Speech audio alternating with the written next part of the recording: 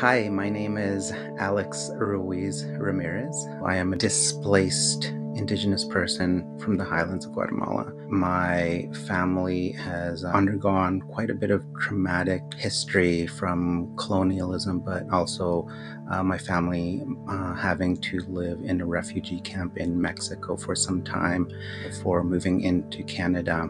My journey to Canada has been supported by a lot of Indigenous communities here, and it is something that I'm really grateful for, having had the privilege to learn from elders and spiritual leaders. I have incorporated a lot of the teachings of traditional Mayan practices and North American Indigenous practices into my way of being, and it how to kind of focus my life on things that encourage people to be good citizens and explore who they are and their culture and heritage. Because of the intergenerational trauma that my family has faced, art was something very important to me. Art saved my life as a young child and into my teen years, and just being able to not only practice art but also teach art to people is something that I am incredibly thankful for and grateful, and it's just a privilege to be able to work with people and children especially. A lot of my art practices I have been framing in collaborative and collective artwork with students. That really is something that I have become passionate about, and something that has become so foundational in my artwork now, specifically like the ability to create these artworks with students. I often frame it in a way that students will understand, where students are creating their individual pieces, but with the ideas that they are imprinting parts of who they are into their artwork, and that artwork will be connected to everyone else's artwork.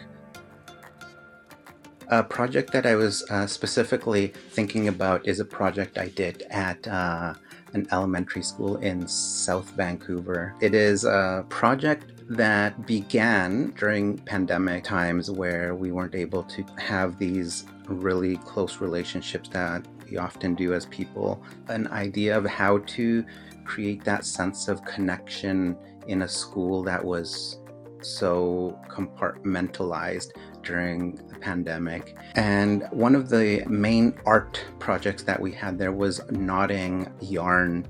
And we used organic cotton and natural wool yarn. What I had the students do is we talked about their connections with their family.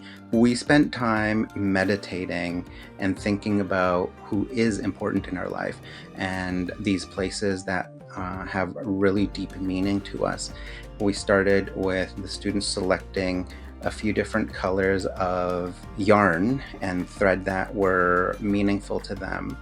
And then I had them just kind of take deep breaths and think about their projects. And then when they were ready, their first strand of yarn was they were tasked with just creating knots, and just very simple knots. And that one was, okay, I'm thinking about my grandmother. I'm thinking about my mother. I'm thinking about my father, my siblings. And it was a way for them to remember that they are not alone in the world, especially during the pandemic.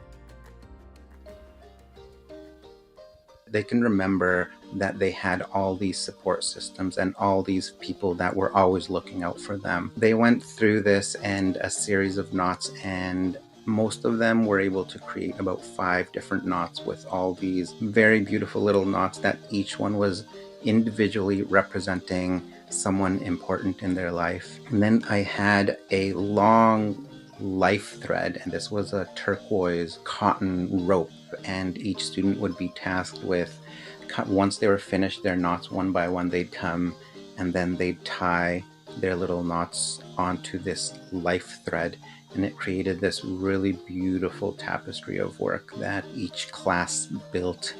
Oftentimes during our art making, they would come and want to share the stories of, oh, this thread is from my grandmother. And then they go on and explain a story about why it was so important and what they remembered about their grandmothers or other family members. So it was quite incredible.